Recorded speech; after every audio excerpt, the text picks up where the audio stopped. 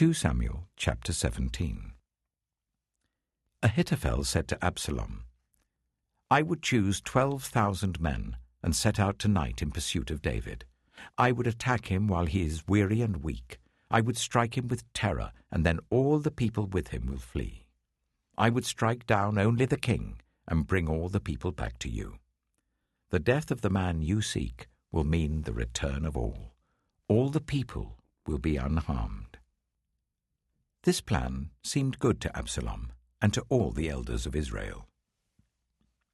But Absalom said, Summon also Hushai the Archite, so that we can hear what he has to say as well. When Hushai came to him, Absalom said, Ahithophel has given this advice. Should we do what he says? If not, give us your opinion. Hushai replied to Absalom, The advice Ahithophel has given is not good this time. You know your father and his men. They're fighters, and as fierce as a wild bear robbed of her cubs. Besides, your father is an experienced fighter. He will not spend the night with the troops. Even now he is hidden in a cave or some other place. If he should attack your troops first, whoever hears about it will say, There has been a slaughter among the troops who follow Absalom. Then even the bravest soldier, whose heart is like the heart of a lion, will melt with fear, for all Israel knows that your father is a fighter, and that those with him are brave. So I advise you, let all Israel, from Dan to Beersheba, as numerous as the sand on the seashore, be gathered to you, with you yourself leading them into battle. Then we will attack him wherever he may be found, and we will fall on him as dew settles on the ground. Neither he nor any of his men will be left alive.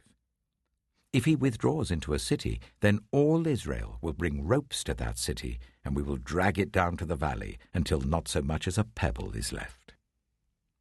Absalom and all the men of Israel said, The advice of Hushai the Archite is better than that of Ahithophel.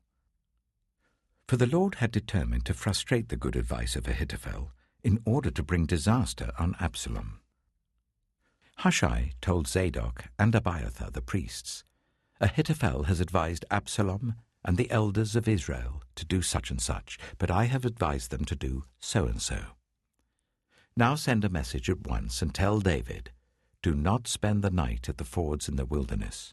Cross over without fail, or the king and all the people with him will be swallowed up. Jonathan and Ahimaaz were staying at En-Rogel.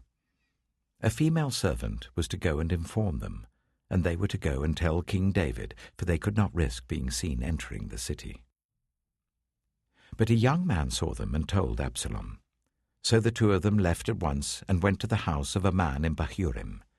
He had a well in his courtyard, and they climbed down into it. His wife took a covering and spread it out over the opening of the well and scattered corn over it. No one knew anything about it. When Absalom's men came to the woman at the house, they asked, Where are Ahimaaz and Jonathan? The woman answered them, They crossed over the brook. The men searched but found no one, so they returned to Jerusalem. After they had gone, the two climbed out of the well and went to inform King David. They said to him, Set out and cross the river at once. Ahithophel has advised such and such against you. So David and all the people with him set out and crossed the Jordan. By daybreak, no one was left who had not crossed the Jordan.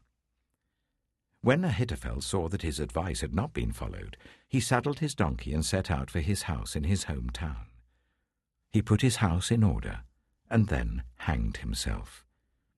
So he died and was buried in his father's tomb. David went to Mahanaim, and Absalom crossed the Jordan with all the men of Israel. Absalom had appointed Amasa over the army in place of Joab.